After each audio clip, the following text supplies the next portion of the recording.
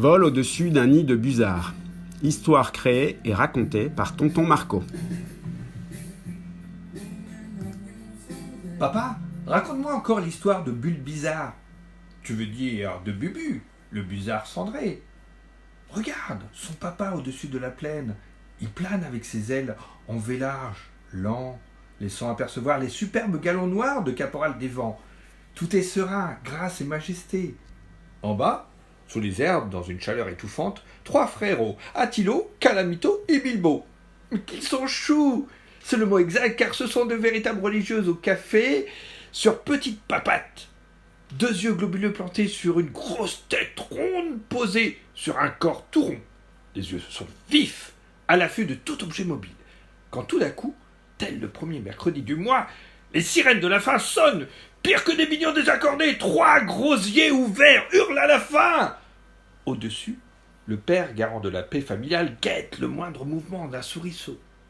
Un peu plus loin, dans les champs, les tout jeunes mulots, heureux de sortir de leur tanière, gambadent de ci, de là, sautent au-dessus des brindilles.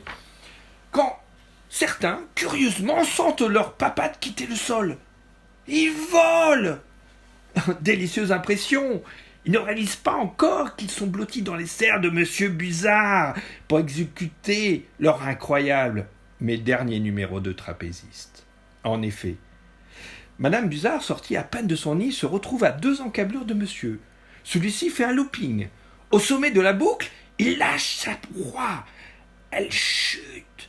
Temps infini, solitude, désert. Les poils sifflent dans le vent. Pierre et brutal. Madame, acrobatiquement, le saisit en plein vol. Puissez-vous, un jour, mes chers enfants, observer cette joute aérienne au-dessus des prairies de Conly. À terre, Madame, en 3 coups de bec, plus de poils, tendons sectionnés, bide à l'air. La carcasse du rongeur tombe dans les becs d'Attilo et de Calamito, mais rarement dans celui de Bilbo qui grandit moins vite. On ne comprend pas toujours Dame Nature. Normalement, les œufs éclosent tous les 2 jours. Ici, c'est toutes les 4. Ainsi, Attilo a 8 jours de plus que Bilbo quand il sort de sa coquille. Quand le temps se gâte, la chasse devient maigre. Les 2 frères commencent à regarder Bilbo avec désir. « Viens, Bilbo, dit Attilo. On a un secret à te dire. » Bilbo approche. Et paf, un coup de bec sur le crâne. Oui, oui, oui. Dans l'œil. Aïe, aïe. Arrêtez, mes chers frères. Heureusement, maman est revenue avec une proie. Les 2 aînés fondent sur la nourriture. Maman partie, le cadavre fini, les regards oppressants reviennent sur le petit Bilbo. Vite, il se cache loin dans les blés.